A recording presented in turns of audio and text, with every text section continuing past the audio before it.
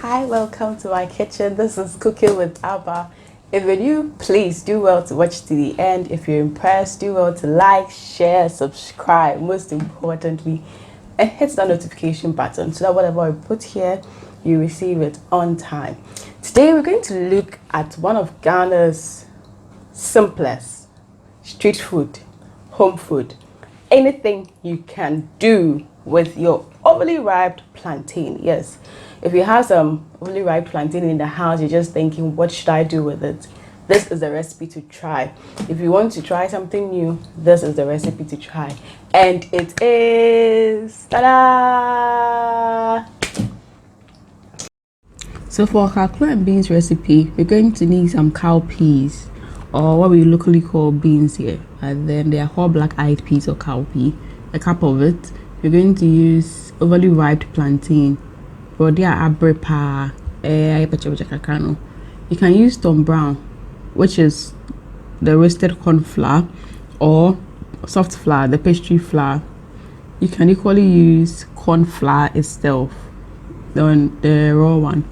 It's all up to you. You can use the chopped vegetables. I used the chopped vegetables in this video to fortify it, to add in more nutrients, because vegetables carry on special nutrients. And you have your onion, your ginger, your garlic, your pepper to give it that special spice or natural kick in there. Then you can add some powdered pepper as well. It equally improves the flavor and the texture. And then cow spices, they are what would give you that special Kaklo taste. And you have the Efom wisa. We use the Pepre. We use the Esoro wisa as well. We use the Calabash, nutmeg, and I said whentia, as we call it in fancy. Then we used some cooking oil for our deep fry and some salt to taste. Now, these are the ingredients you see. So your onion, your ginger, garlic, they're all there. You grind them nicely in your asanka. You can also blend it in your blender. Just try and not get so much water in there. For the beans, what I did is I always pre-soak my beans before I use. If it's bambara beans, then I do it overnight. But for the black-eyed beans, even 30 minutes soaking is good for you. And what I do is I wash the beans, then I soak, or I add a little bit of apple cider vinegar or white vinegar. If you don't have them, you can just wash it like that, and then you soak it and you let it soften. So what that does is that it softens the beans, and then it helps you reduce your cooking time, and it takes a bit of the gas away. So when you throw that water away and you cook your beans, you realize that there's less gas. So those of us who have issue when you eat beans, you fat a lot, you can check it by going this way. So the beans are already pre-soaked, and what I do is I start cooking with that one, because that takes a bit of time. By the time your beans is done, your Kaklo is also ready. Then I cut out my overly ripe plantain, which is softened. Yes. Then I mash it into the mixture. So you can use your tapoli in your sanka to mash it nicely, or you can equally use a potato masher. Yes. So if you don't want to use the local way, or if you don't have this in the house, you can just use this, or you can even use a fork to just mash it up. Now you can just mix this with your flour and go your way, or you can mix it with the tombrown or the corn flour. They are all up to your preference or what you have available. But the most important thing with Kaklo is the texture. You don't want to have a very dense Kaklo.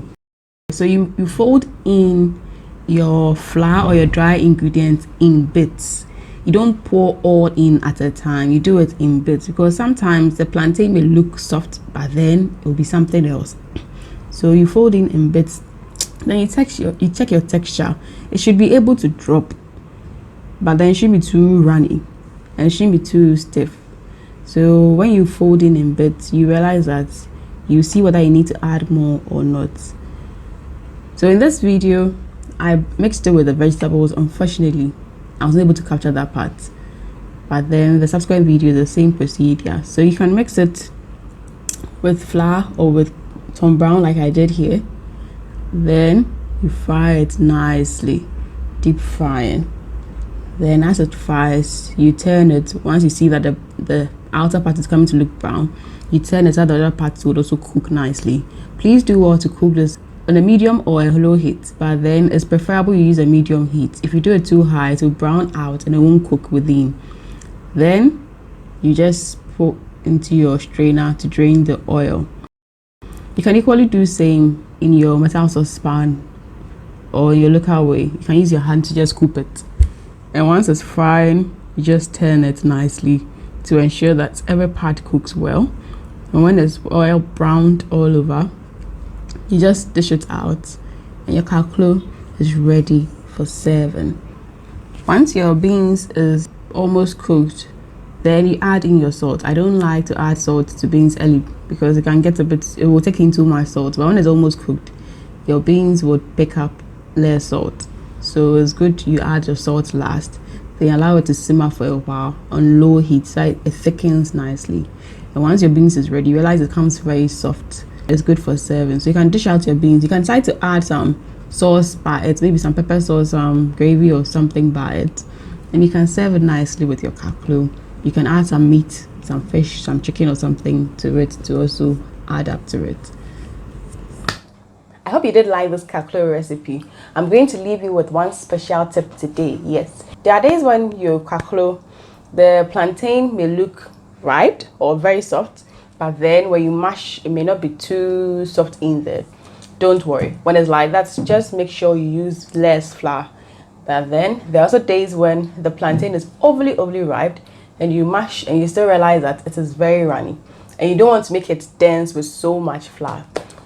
Or you may mix it up, but then it may not be binding. It may be tearing as you're frying it. The trick is to just add in an egg or two in there just to help it bind.